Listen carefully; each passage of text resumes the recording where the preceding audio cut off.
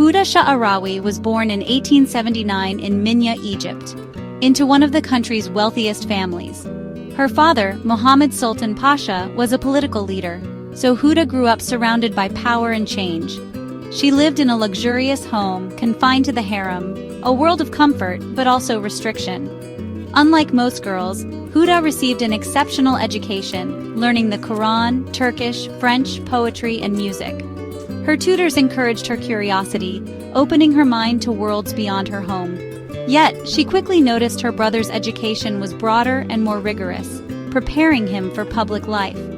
Huda was denied the same opportunities, fueling her sense of injustice.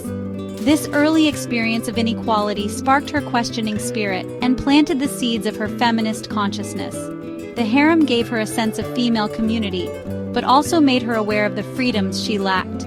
Huda's childhood was a mix of privilege and limitation, comfort and frustration. She was cherished, but also held back by tradition. These contradictions shaped her, giving her both confidence and a burning desire for change. Huda's unique upbringing gave her the tools to challenge the world she inherited.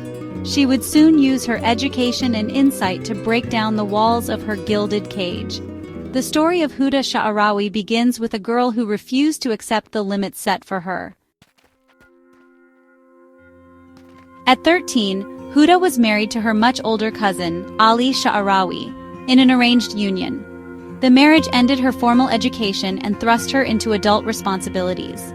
When Ali broke their marriage agreement, Huda separated from him for 7 years, a rare act of independence. During this time she returned home, but as a married woman living apart, she found new freedom. Huda immersed herself in books, learning and thinking deeply about society and women's roles. She traveled to Alexandria and Cairo, engaging with other educated women and joining intellectual salons. There she met Eugénie Lebrun, a French intellectual who introduced her to global feminist ideas. These discussions helped Huda see her personal frustrations as part of a larger struggle for women's rights. This period of independence transformed Huda. She became aware of the political and social issues facing Egypt, including British occupation and the nationalist movement. Her own experiences of constraint became a lens for understanding the collective condition of Egyptian women.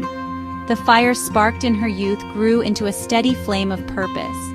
Huda's personal awakening was the beginning of her public activism. She was ready to turn her private rebellion into a movement for change. Huda's years of separation were not a setback. They were her true awakening.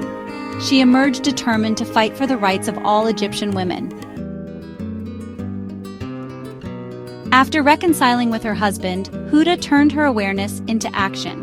She began with charitable work, but her goal was empowerment, not just relief. In 1909, she established a medical dispensary for women and children, run by female doctors, a revolutionary step.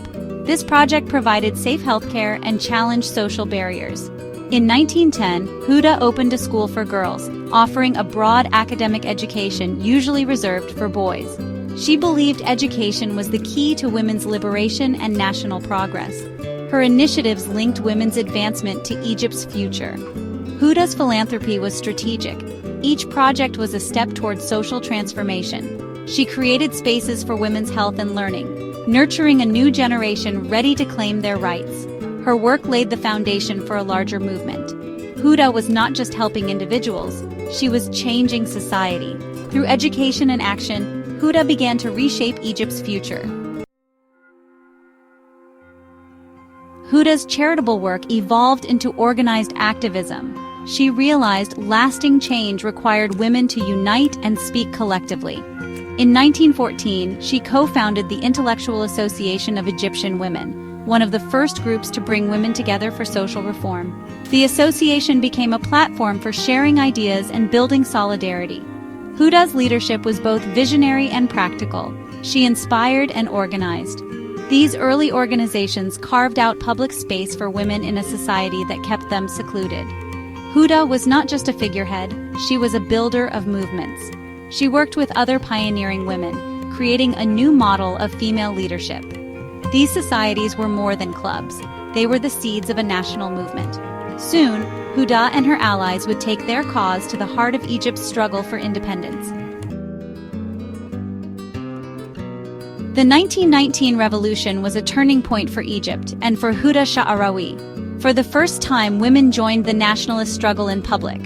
On March 16, 1919, Huda led Egypt's first women's street demonstration, defying both colonial power and social convention. Hundreds of veiled women marched through Cairo, demanding freedom and the release of nationalist leaders. Their protest was unprecedented, signaling that women were now active participants in Egypt's future. Huda helped form the Waftist Women's Central Committee, coordinating women's political activities. She skillfully linked the feminist cause with the nationalist movement, insisting that Egypt's liberation required women's equality. Huda's leadership gave the women's movement new legitimacy and national purpose. The fight for women's rights became a political imperative, not just a social issue. Through courage and strategy, Huda transformed the role of women in Egypt's revolution. The movement she led would shape the nation's future. The revolution's momentum led to a new phase for women's activism. In 1923, Huda founded the Egyptian Feminist Union, the first nationwide feminist organization in the Arab world. As president, she set an ambitious agenda: equal education, legal reform, and women's suffrage. The EFU published journals to spread feminist ideas and report on their work. Huda framed women's rights as essential for national progress, not as a threat to tradition. The union lobbied politicians, submitted petitions, and organized conferences. Under Huda's leadership, the EFU became a powerful force for change. It moved the women's movement from protest to institution. The EFU would be the main vehicle for women's rights in Egypt for decades. Huda's vision gave the movement structure, strategy, and staying power. In May 1923, Huda made her most famous statement. Returning from an international women's conference, she stepped off the train in Cairo and removed her face veil in public. Her colleagues followed, and the crowd was stunned. The veil symbolized women's seclusion. By unveiling, Huda shattered that symbol. The act was reported widely, inspiring many women to follow her lead. Huda's unveiling was not a rejection of her culture or faith. She kept her headscarf but claimed the right to a public identity. She argued that seclusion was a social custom, not a religious requirement. Her gesture became the enduring symbol of Egyptian feminism. It gave women the courage to be seen and heard. Huda's act marked the beginning of a new era for women in Egypt. Her courage became legend. Huda's vision extended beyond Egypt. She became an ambassador for Arab women, attending international conferences and challenging Western stereotypes. In 1923, she secured recognition for the Egyptian Feminist Union at the International Women's Suffrage Alliance. Huda became a vice president of the alliance, ensuring Arab women's voices were heard globally.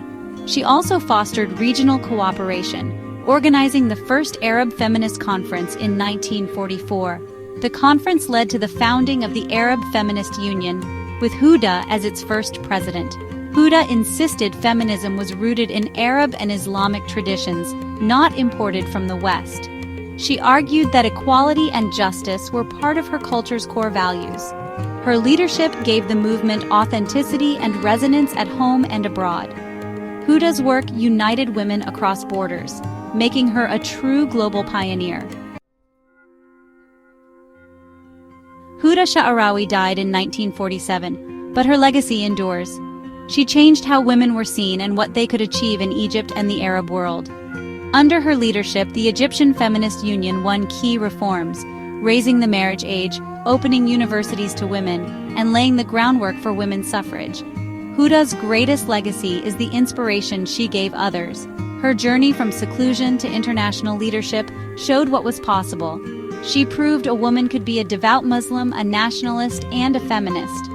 The organizations she founded set the stage for future activism. The debates she started continue today. Huda Sha'arawi unveiled not just her face, but the potential of a nation's women.